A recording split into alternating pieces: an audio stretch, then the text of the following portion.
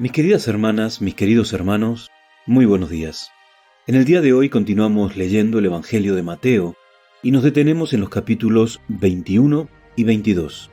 Yo he escogido para que leamos juntos en el día de hoy, en el capítulo 21, el versículo número 11, que dice: Y la gente decía: Este es Jesús, el profeta, el de Nazaret de Galilea. A mí me gusta este texto porque me lleva a pensar. Y quiero que tanto tú como yo, querida amiga, querido amigo, querido hermano, hermana, nos hagamos esta pregunta.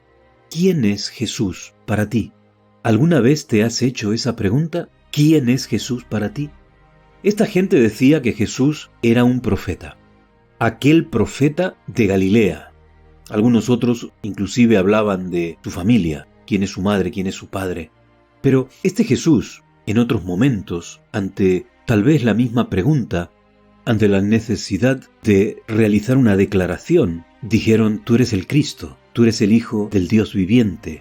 Inclusive demonios proclamaban que Él era el Hijo de Dios. Y cuando nosotros nos hacemos esta pregunta, tenemos que presentar una declaración al responder: ¿quién es Jesús para mí? ¿Nos conformamos con decir que Jesús es un profeta, como dicen los musulmanes? No creen en Jesús. Solamente creen que Él fue un profeta, un personaje histórico, como dicen tantas personas que no tienen fe, que no tienen religión, que no les interesa la religión. Un personaje histórico, más importante, menos importante.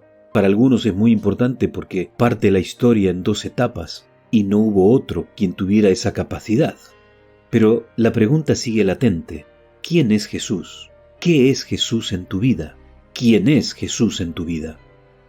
Cuando Jesús preguntó a sus discípulos: ¿Vosotros quién decís que soy?, Pedro hizo aquella declaración maravillosa: Tú eres el Cristo, el Hijo del Dios viviente. No es un profeta más.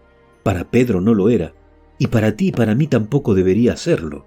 Ser el Cristo implica lo que propone Juan al comenzar su Evangelio: el Verbo hecho carne, la palabra creadora, la palabra reveladora, la palabra que inspira y que parte de Dios. Es este Jesús al que conocemos y no sé si decir prácticamente no conocemos.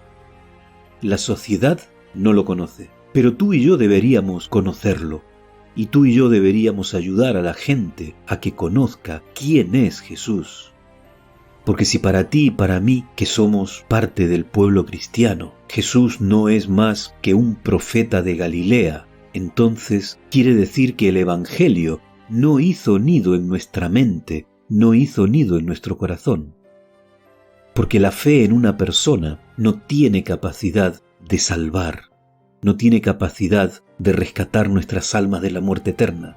Sin embargo, Jesús vino con esa misión: rescatar tu vida y la mía de la muerte eterna.